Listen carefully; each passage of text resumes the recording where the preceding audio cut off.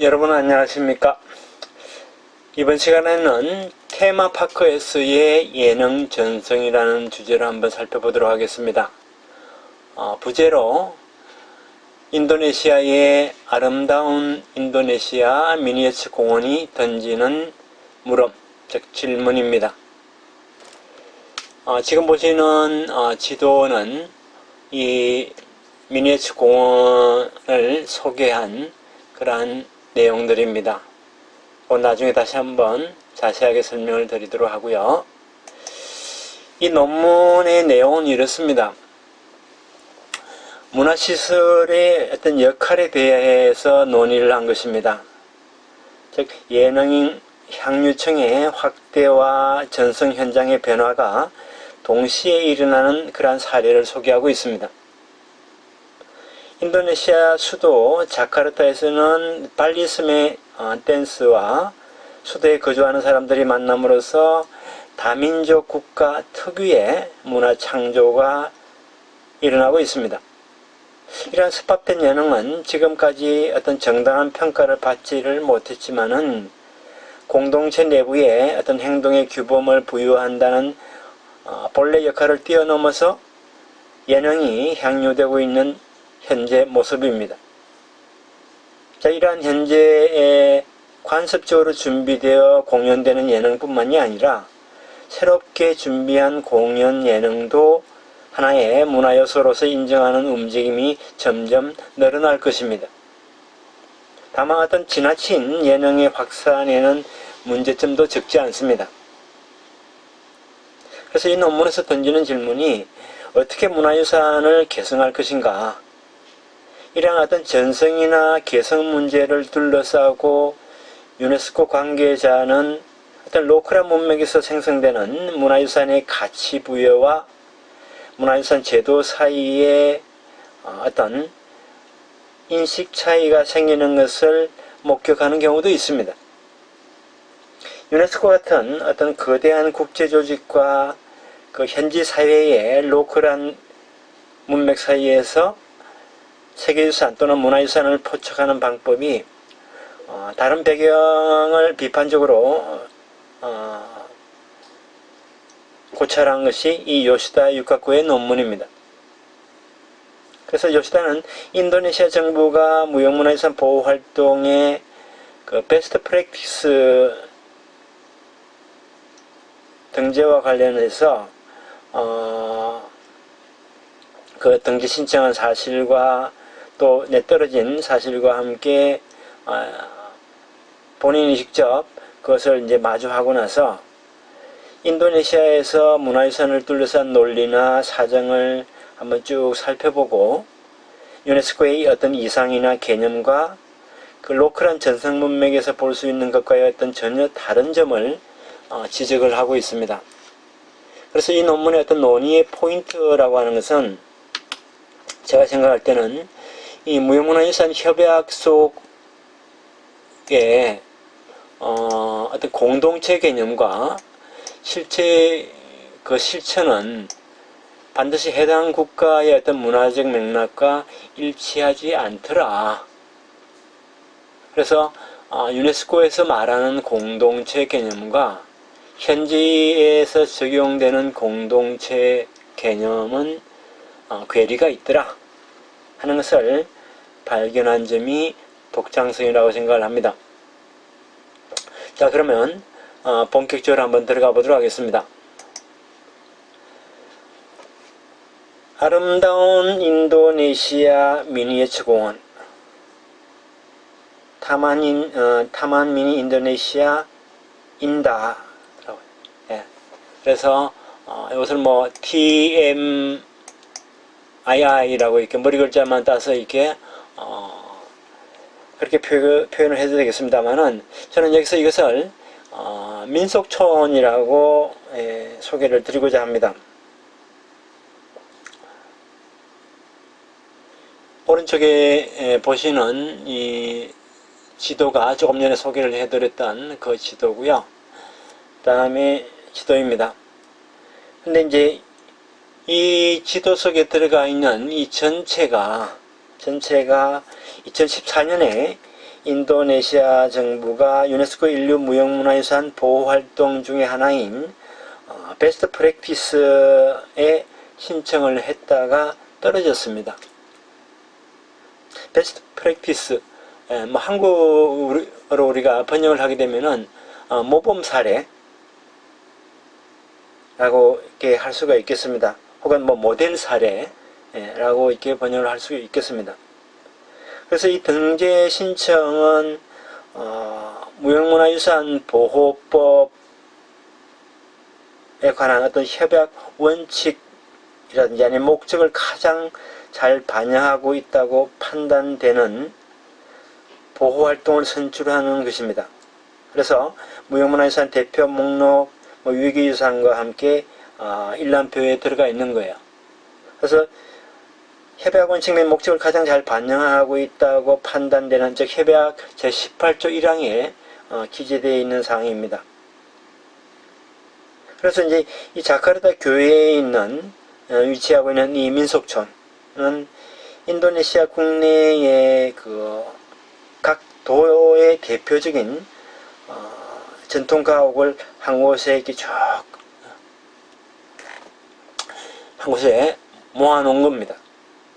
그래서 그 안에 뭐 공예라든지 아니면 뭐 민족 의상을 전시해두거나 아니면 거기에 있는 공간을 활용을 해서 민족무용 공연을 펼치는 그런 하나의 테마파크입니다. 그리고 이 안에는 뭐 동물원도 있고 식물원도 있고 그 다음에 자연환경을 주제로 한 여러가지 어트랙션들이 있습니다. 외국인들이 찾아오는 경우도 있지만은 기본적으로 내국인 관광객을 위해서 만들어진 시설입니다. 그래서 넓은 국토를 가지고 있는 이 나라의 어떤 다양한 문화자원이 진열되어 있고 또 공원을 찾아오는 사람들이 어떤 자국의 문화 아니면 종교 또는 자연 환경의 어떤 다양성, 풍성함을 배우는 그런 하나의 장치라고 할 수가 있겠습니다. 이 인도네시아는 이 민속촌이 인도네시아의 무형문화유산을 보호하고 발전시키며 교육하는 문화적 공간 창출을 실시하고 있다고 강조를 하고 있습니다. 그래서 2014년에 베스트 프랙티스로서 이제 등록 신청을 했던 것이죠. 그런데 이 무형문화유산 협약에 근거해서 정부간위원회가 있지 않습니까? 이 정부간위원회는 이것을 관광객을 대상으로 하는 상업시설로 본 거예요. 또 무형문화유산을 공동체의 어떤 맥락이라고 할까요? 컨텍스트, 그 다음에 그 사회적 기능이라든지 문화적 의미에서 벗어나 있다. 벗어나서 전승자의 어떤 통제 범위를 벗어난 장소에서 전승을 하고 있다고 해서 탈락을 시켰습니다. 근데 이 전선 공동체의 참가의 어떤 중요성을 강조하는 무형문화유산 협약의 의도를 우리가 고려하자면은 자카르타라고 하는 이 도시에 인공적으로 조성한 테마파크의 그 베스트 프랙티스로서의 등재 신청은 언뜻 보기에 사실 맞지 않는 것처럼 보입니다. 그러나 여기서는 감히 이러한 어떤 제안이 이루어진 배경을 그 인도네시아 측의 논리와 우리가 그 어떤 사정에 주목을 하면서 한번 살펴보면 재미있을 것 같습니다. 먼저 결론을 좀 이렇게 앞서 말씀을 드리면은 결론 논의를 좀 이렇게 앞서서 말씀드리면은 선정되지 못한 배경에는 전선 공동체 그리고 무형문화유산에 대한 어떤 인도네시아 정부기관인 교육문화부를 대표하는 인도네시아 정부 측과 그 다음에 유네스코 정부간위원회 간의 어떤 인식 차이가 드러난다는 것입니다. 인도네시아에서는 각 지역에 전승하는 이른바 전통문화는 단순히 보존되는 대상이 아니라 그들 사이에서 경쟁을 거치고 또 이렇게 양성되어서 때로는 외국의 영향마저도 받아들이면서 발전을 해왔고 그것이 어떤 국가의 통일 아니면 국가의 발전에 활용되어야 하는 그런 존재이기 때문입니다. 나중에 말씀드린 발리의 예능은 그러한 전형이라고 할 수가 있습니다. 20세기를 통해서 외국인 관광객, 그 다음에 외국인 어떤 애호가들과 인연을 맺으면서 활성화되었고, 지금은 인도네시아의 중요한 문화 자원이 되어 있습니다. 여기서는 민속촌에서 실시되고 있는 무형문화유산 가운데 특히 발리의 예능, 그 중에서도 무용을 중점적으로 살펴보고 있습니다. 그래서 무형문화유산 전승자는 누구인가? 전승 공동체는 과연 그럼 무엇인가? 그리고 전승의 어떤 바람직한 모습은 어떤 모습인가? 이러한 우리가 물음을 던질 수가 있습니다. 무형문화유산 협약에서는 유형의 세계유산 사례와는 다르게 그 현저한 보편적 가치를 추구하지 않습니다. 그 가치 부여는 전승자에게 맡겨져 있다는 점이 기본 입장입니다. 발리섬에서 태어나서 자란 무용이 있는 한편 자카르타의 민속촌에서 성장한 무용도 있습니다.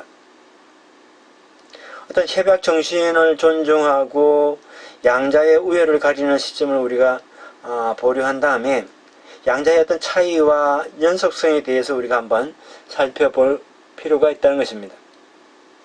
또한 그 속에서 무형문화유산이라는 개념, 그 다음에 제도가 가지고 있는 문제점 혹은 일종의 한계도 우리가 한번 지적할 필요가 있다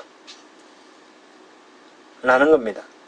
게다가 민속촌의 등재 신청과 심사와 관련한 어떤 서류라든지 아니면 2014년, 15년에 이제 이 필자가 단기적으로 현지 조사를 하면서 수집한 자료를 토대로 논의를 전개하고 있습니다. 자, 그러면 이 베스트 프랙티스가 뭔지 한번 살펴보도록 하겠습니다.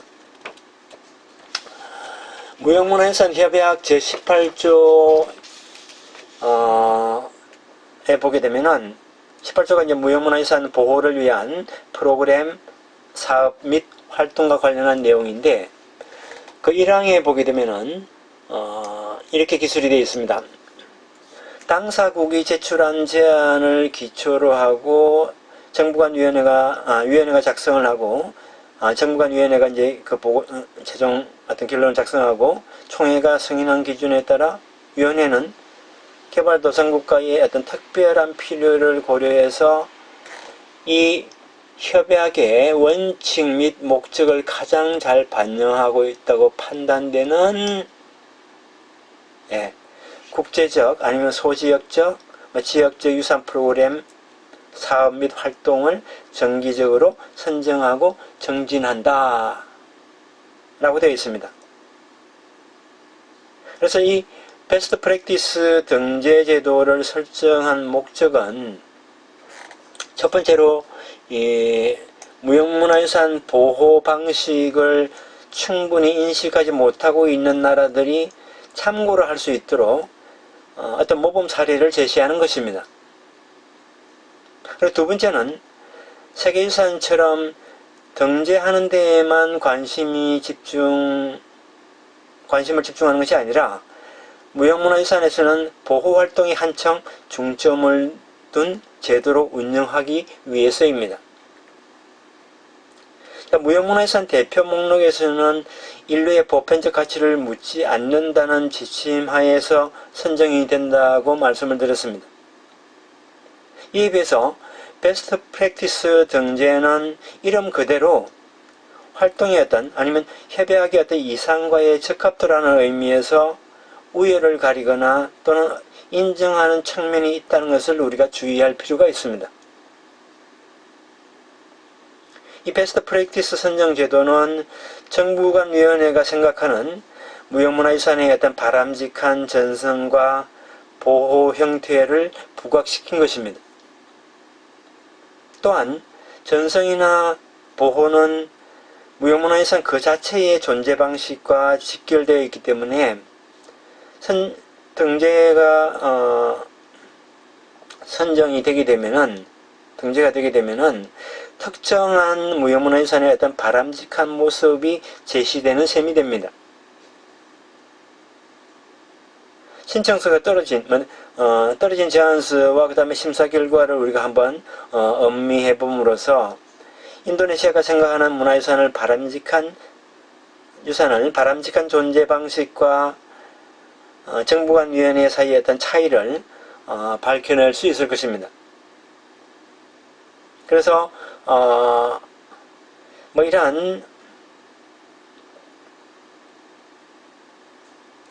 그래서 이 베스트 프랙티스 사례는 첫 해가 이제 2009년에 시작이 됐는데 2009년부터 14년까지 이 모범 사례, 모델 사례가 12건이 선정이 되었습니다.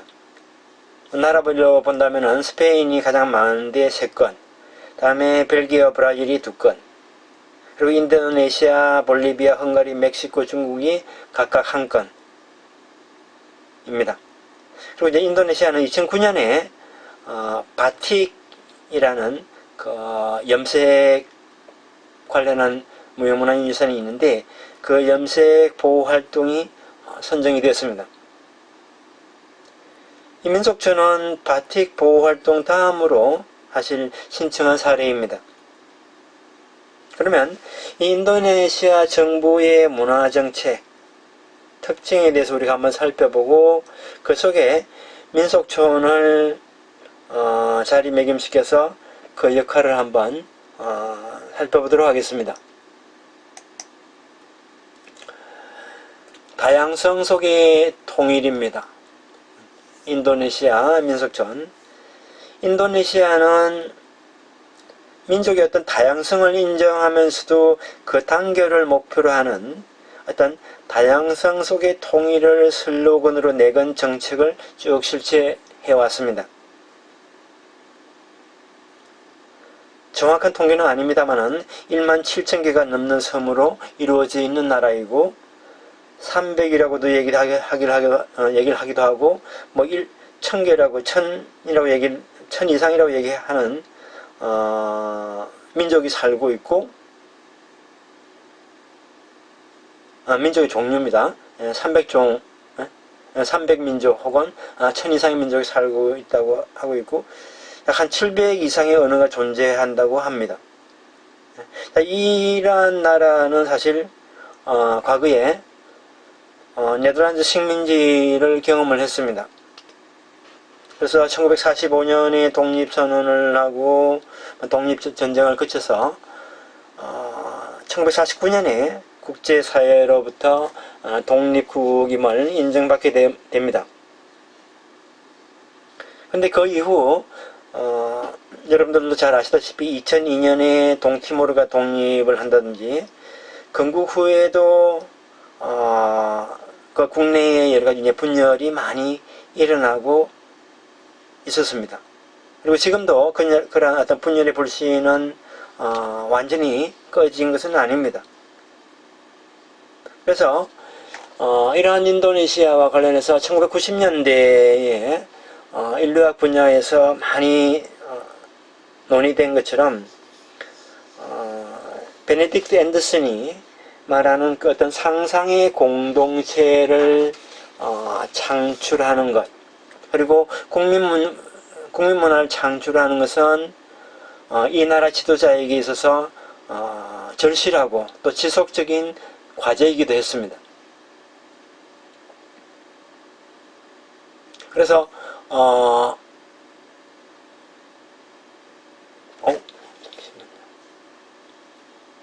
슬라이드를 맞는데 그래서 다양성을 부정하는 것이 아니라 어떤 통일된 국가, 국민 아니면 국민 문화를 상상 혹은 창조한다.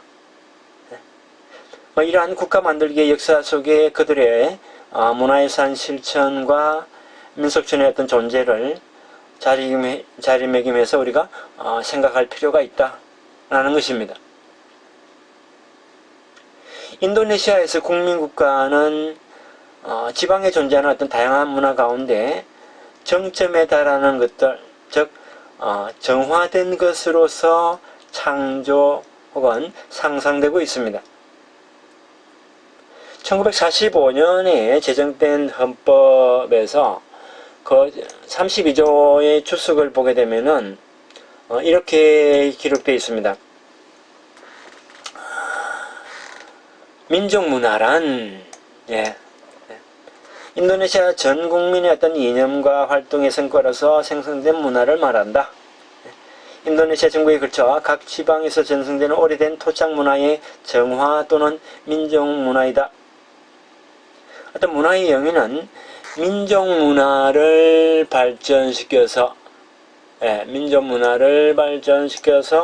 풍요롭게 하고 인도네시아 민족의 어떤 삶의 질을 높이는 외국 문화의 새로운 요소를 받아들이며 시대 및 문화의 발전 또는 통일을 촉진시키는 데 있다 라고 되어 있습니다.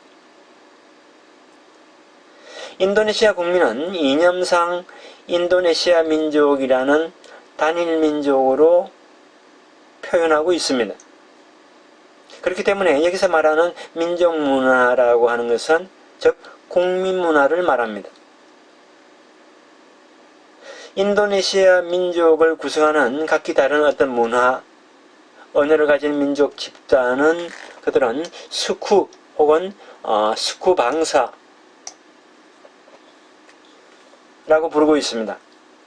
여기서 민족이라는 용어를 기본적으로 수쿠 혹은 수쿠 방사의 의미를 사용하고 있고 인도네시아 국민과 통일어로 사용할 때는 여기서 이 논문에서는 대문자 민족이라는 용어를 사용하고 있습니다.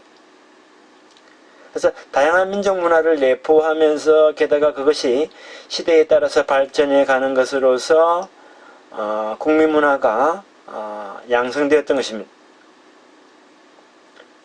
문화가 발전해가는 어떤 동적 존재로서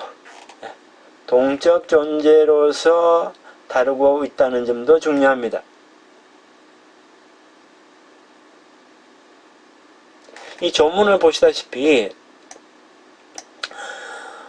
이 논문에서 주목하는 발리의 예능도 인도네시아의 국민 문화를 구성하는 하나의 구성 요소로서 자리매김되어 있다고 할 수가 있습니다.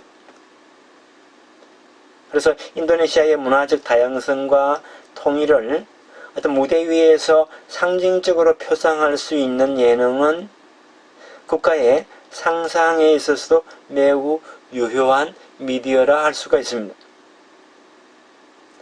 발리에서 행하는 어떤 의례나 예능은 수카르노 대통령 때부터 국민문화의 요소로서 의식적으로 보호되어 왔고 또 이 나라를 방문한 외국 사절 접대용으로 사용되기도 했습니다. 그렇다면 지방 문화의 어떤 정화라는 것은 뭔가? 그 다음에 정화를 위한 어떤 커다란 장치 중 하나는 예술제이고 그곳에서 실시되는 대회입니다.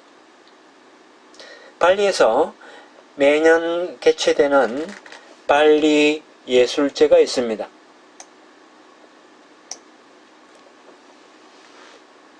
자, 이것을 우리가 예로 들어서 인도네시아의 문화정책이 어떻게 예능을 보호 육성하고 있는지를 한번 살펴보도록 하겠습니다. 지금 오른쪽 사진은 이 발리 예술제에 참가한 팀의 사진입니다.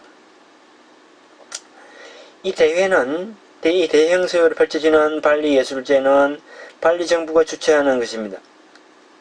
덴파사르 예술센터에서 주로 이제 개최가 되는데 6월부터 7월에 걸쳐 약 한 달간 열립니다.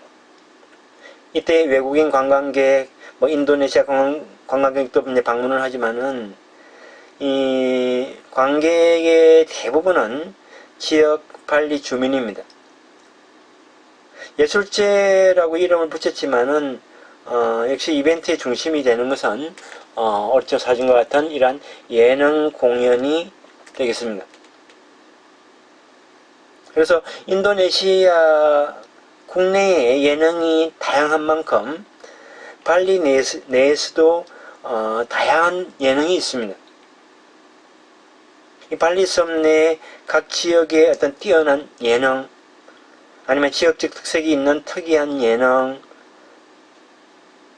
그 다음에 쇠퇴하고 있어서 활성화가 필요한 그러한 예능, 아니면 종목, 그 다음에 발리섬 전체에서 유명한 예능인의 어떤 공연 등이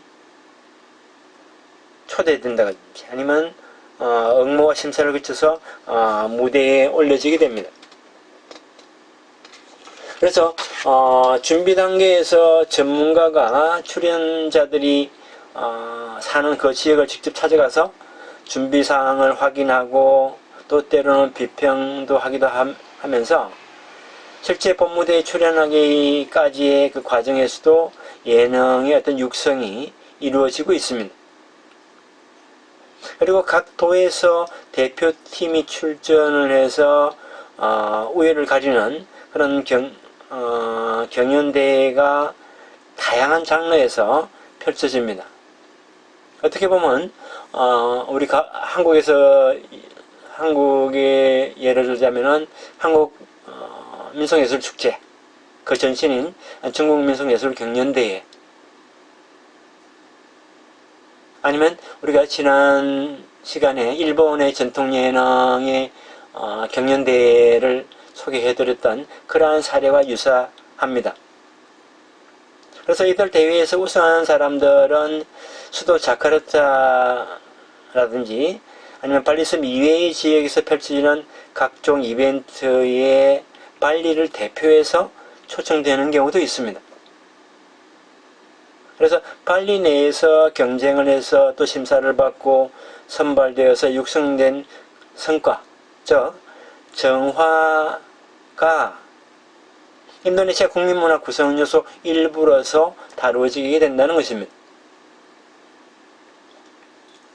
예를 들어 음악의 경우 서양악기를 이용한 가물란 연주라든지 아니면 서양악기와 발리의 가물란 악기의 어떤 협주 등도 있습니다. 그리고 발리인 외에 외국인들로 구성된 예능 공연도 자주 펼쳐집니다.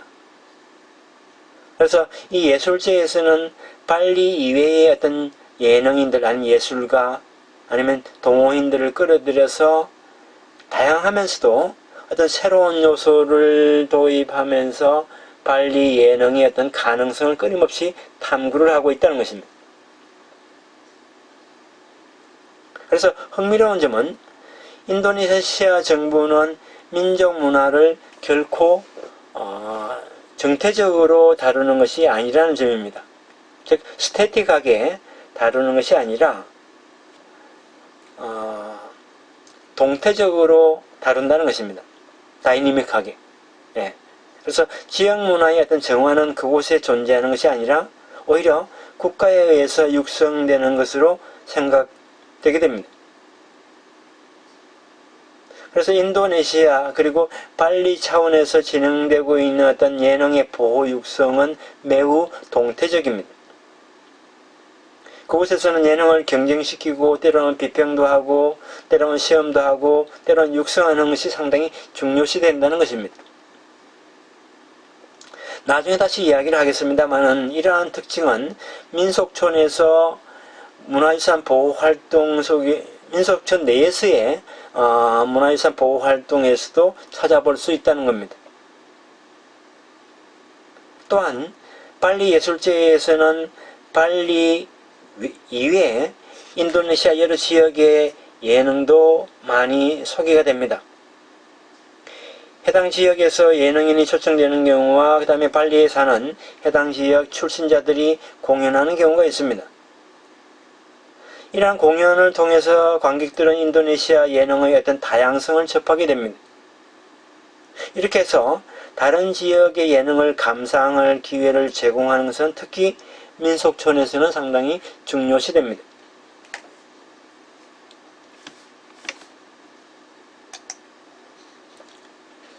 그래서 민속촌은 다양성과 통일을 이념으로 하는 어떤 정부의 문화정책을 가시화하고 실천하는 하나의 거점으로서 기능해 왔습니다. 그래서 이 민속촌은 수하르토 정권 때의 문화정책을 강하게 반영하고 있습니다. 1975년에 수하르토 대통령 부인이 회장으로 있는 우리 희망재단이라는 단체가 있는데 이 단체를 모체로 해서 설립된 것이 민속촌입니다. 민속촌은 오픈할 때 당시 기념사를 했던 수하르토 대통령의 기록을 보게 되면 다음과 같이 이야기를 하고 있습니다.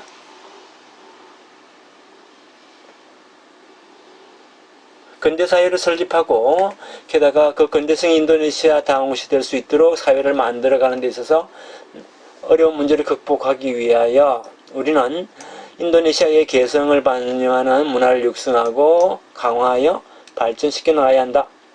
이 방법만이 우리를 발전시키고 우리가 바라는 건국 5대 원칙인 사회를 안전하게 달성시킬 수 있다. 작품 그 외에 이 아름다운 인도네시아 공원 안에 있는 모든 것, 특히 다양한 지역의 전통 가옥, 다음에 국가의 예능은 실로 강인하고 위대한 민족 문화의 육성을 위한 구체적인 시도라 할 수 있다. 그렇기 때문에 공원을 방문함으로써 우리는 한층 우리 자신을 알게 되고 나아가 민족을 알게 되며 그리고 우리나라를 더욱 사랑하게 될 것이다. 이를 위해서 아름다운 인도네시아 공원은 또한 현대와 미래의 우리 민족의 발전을 한층 공고하게 하기 위한 구체적인 시도이다 라고 표현을 하고 있습니다. 자, 이 민속촌이 오픈한 이후에도 다양한 시설이 들었었습니다만은 처음부터 있었던 시설 가운데 이 논의에서 중요한 4가지를 먼저 소개를 드리겠습니다. 그것은 인도네시아 이 전도 전국토의 형태를 연못 위에 떠있는 섬으로 표현한 연못입니다. 그래서 여러분들 나중에 제가 소개한 동영상을 보시면 잘 이해하기 쉽습니다만은 이 민속촌 안에 큰 연못이 있는데 그 안에다가 이 인도네시아 지도 모양의 섬을 이렇게 만드는 겁니다. 그 다음에 또 하나는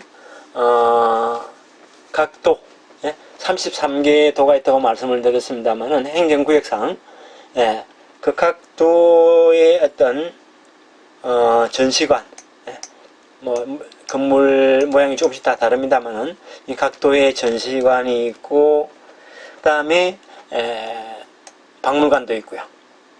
그리고 정부에서 이제 공인한 각 종교시설 이슬람이라든지 불교라든지 힌두교라든지 가톨릭 개신교 등등 이러한 지금 모스크 이슬람교들을 위한 모스크라는 되겠죠. 이러한 종교시설이 있습니다. 그래서 이 민속촌의 중심부를 차지하고 있는 이 커다란 연못은 마치 인도네시아 국토의 미니어처처럼 꾸며놓았습니다. 앞에서 말씀드린 기념 식사에는 뭐라고 얘기를 했냐면은 이 연못이야말로 이 프로젝트 가운데 가장 중요한 부분이었다고 기록되어 있습니다. 방문객들은 이 민속촌 상공을 오가는 지금 여기 로프웨이가 잠깐 보입니다만은 상공을 오가는 로프웨이에서 연못을 내려다봄으로써 인도네시아 국토를 부감적으로 상상할 수가 있습니다. 그 다음에 이 연못을 둘러싼 형태로 설치된 각 도의 전시관들, 지금 보시는 이 전시관은 안주관이라고 해서 각 도의 문화적 특징을 표현한 것입니다. 그래서 각 도의 문화원, 민족은 다양하지만은 전시 구조는 서로 닮았습니다. 먼저 도의 어떤 특징적 아니면 전통적 가옥들이 들어서 있고요. 그 다음에 그 안에 뭐 유리전시라든지 아니면 마네킹이 배치되어 있고, 전통의상, 뭐 의례도구, 뭐 생활도구, 뭐 가구, 공예품 등이 쭉 배치되어 있습니다. 가옥 내부 혹은 외부에는 각각 이렇게 무대 공간이 확보되어 있고, 가끔 예능을 공연하는 그런 공연장으로 사용되기도 합니다. 그래서 방문객들은 이 각 도의 어떤 전통적인 가옥 앞에서 건물 앞에서 사진을 뭐 찍거나 아니면 전시품을 이제 구경을 하면서 때로는 그 안에서 팔고 있는 수공예품을 사기도 합니다. 또 하나는 이 안주관 외에 조금 전에 말씀드렸던 기도실이라 불리는 일종의 종교시설이 있습니다.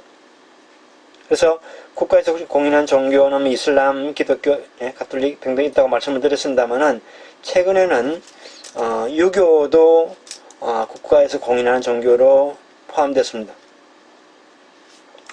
그래서 기도실은 기도실이랄까, 이러한 모스크라든지 건물은 각 종교 관계자들이 기도하는 곳이기도 하고, 즉 곳을 말합니다. 그것이 모스크가 될 수도 있고, 교회가 될 수도 있고, 뭐 사원이 될 수도 있고, 성당이 될 수도 있겠죠, 그죠? 그래서 이 민속촌에는 이들을 위한 어떤 공간이 있습니다. 그래서 이 공간은 종교의 다양성과 그 다음에 공존하고 있다는 것을, 공존, 그리고 타 종교의 어떤 존중, 아니면 공생을 표현하고 있습니다. 또한 실제로 이들 기도실은 지역 주민, 아니면 민속촌 종사자들이 이용하는 기도실이기도 합니다. 그래서 예를 들어서 매일 정해진 시간에 모스크에서 예배 시간을 알리는 그런 알람이 울린다든지, 그죠? 그 노래 소리 나오지 않습니까? 예. 또 그 다음에 주말에는 교회에서 예배가 드려지기도 합니다. 그래서 도 전시관뿐만이 아니라 이 종교마다 전시 공간은 조금씩 다릅니다만은 국내의 어떤 문화적 다양성을 한 번에 내려다볼 수 있는 장소가 인도네시아 박물관입니다. 그래서 이 발리 건축풍에 상당히 규모가 웅장합니다만은 2층 건물 속에 주제별로 다양한 전시자료가 수집된 문화자료가 쭉 이제 전시되어 있습니다. 그래서 특히 이제 이 각 도에서 수집된 자료들이 이 박물관 안에 쭉 전시되어 있다는 겁니다. 그래서 여기서 다루는 어떤 박물관에서 다루는 문화라든지 아니면 예술 역시 관련 자료이기도 합니다. 예를 들어서 뭐 그림 자극이라든지 아니면 악기라든지, 그죠? 아니면 뭐 전통 의상 등 주제별로, 아니면 이 각 도마다의 어떤 특히 물질 문화의 어떤 특징을 쭉 우리가 개관할 수 있도록 전시가 되어 있습니다. 그러다 보니까 안주관과 이 중복되는, 이 안에 있는 것과 이 박물관 안에 있는 것과 중복되는 전시품도 있습니다. 이러한 주요 시설 외에 공원에서는 현재 다양한 이벤트가 열리고 있습니다.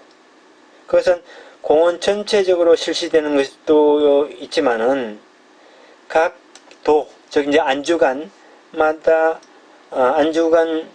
이렇게 실시되는 것, 혹은 각 종교 관계자가 실시하는 어떤 이벤트까지 아주 다양합니다. 그리고 예능은 이러한 이벤트에 빠질 수 없는 존재로 자리매김되어 있습니다. 그래서 1975년 시점에 연간 예상 방문객 수는 약 한 550만 명이었습니다. 그 중에 지역 주민이 65%, 내국인이 그 외에 이 지역 외에 내국인이 25%, 외국인 관광객이 약 10% 이렇게 차지하고 있었습니다. 현재에도 방문객의 대다수는 외국인이 아닌 인도네시아 국민입니다. 이처럼 이 민속촌은 국가의 어떤 기본 방침인 다양성 속의 통일의 어떤 이상적인 모습을 표상하고 자국민에게 그것을 배우도록 장치를 마련해 놓은 것입니다. 그래서 국가의 문화정책을 반영하는 어떤 거대 시설인 이 민속촌은 계획 단계부터 21세기에 이르기까지 많은 연구자들의 이목을 끌었던 그러한 하나의 대상이기도 합니다. 그래서 인류학자인 앤더슨 같은 경우에는 이 건물이 이제 들어서기 전이죠, 그죠? 들어서기 전인 설계 단계에 이미 조사를 마치고 책을 발간을 했습니다. 그 책 안에 보게 되면은 이 사업을 추진하는 이 계획에 학생, 출판업계를 비롯해서 다방면에서 반대가 있었던 점을 소개를 하고 있고요. 그 다음에 이 부지 매수로 인해서 거기에 살고 있던 주민들이 쫓겨나는 그러한 사실이 있었다는 점, 그리고 그러한 반대를 무릅쓰고 대통령이 이 건설을 강행했다는 점, 그리고 이곳에 세워지는 어떤 전통가옥은 원래 있던 어떤 생활에서 벗어나 주민이 살지 않는 박물관으로 변해서 기계적으로 재건된 것이 될 것이라는 그러한 주장을 하게 됩니다. 그래서 이 앤더슨 이후에 연구자들의 연구 성과를 보더라도 이 민속촌의 어떤 정치성, 그 다음에 맥락에서 벗어난 부자연스러운 어떤 문화 표상의 존재 방식을 쭉 지적해 왔습니다. 예를 들어서 이곳에 설치되는 민족 문화는 각 도의 문화로서 다시 읽혀지게 된다는 것입니다. 앞서 말씀드렸듯이 수백 혹은 수천 이상이 있다고 하는 민족 집단의 문화는 행정구역으로 나누어져 있는 33개 도 속에 들어가게 되는 것입니다. 그리고 또 표상되게 되는 것입니다. 게다가 민속촌에 들어간다는 것은 시간성이 상실되었다는 지적도 제기됩니다.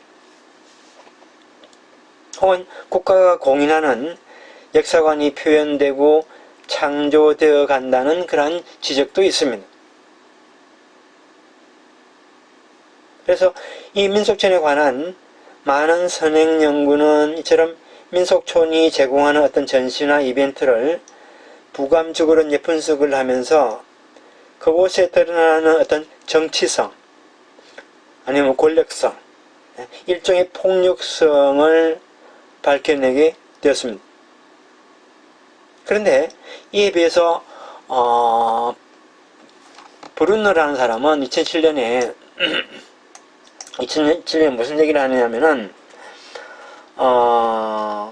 민속촌을 방문하는 사람들과 그곳에 일하는 사람들의 어떤 실천에 주목을 해서 민속촌을 재검토하게 됩니다. 그는 토바 바탁족이라는 민족의 전통가옥 내에 어떤 전시 물품이라든지 아니면 이들이 실시하는 어떤 이벤트를 사례로 들면서 뭐라고 얘기를 하냐면은 언뜻 보기에 맥락에서 떨어져 나와 그 생명력을 잃은 것처럼 보이는 민속촌 전시품 또한 이 해당 집단 아니면 출신자들에게는 다양한 의미를 갖게 하고 감정에 호소하는 것이다 라고 지적을 합니다. 또 최신 의상의 어떤 패션쇼라든지 아니면 현대화된 무용교육 등 새로운 문화 창출도 이 안에서 일어나고 있다는 점에 그는 주목을 하게 됩니다. 그리고 박물관화를 걱정한 앤더슨과는 대조적으로 민속촌은 잘 유지되고 있더라 라고 주장을 합니다. 그래서 이 논문을 쓴 요시다 유카쿠 같은 경우에도 브루노의 관점에 가깝습니다. 그래서 민속촌에서 실제 벌어지고 있는 어떤 일들이라든지 아니면 거기에 반드시 전통적이지는 않지만은 문화가 생성되고 있다는 사실에 주목할 필요가 있다는 것을 강조합니다. 그래서 발리 예능이 민속촌에서 어떻게 실천되고 있는지는 이어서 살펴보도록 하겠습니다.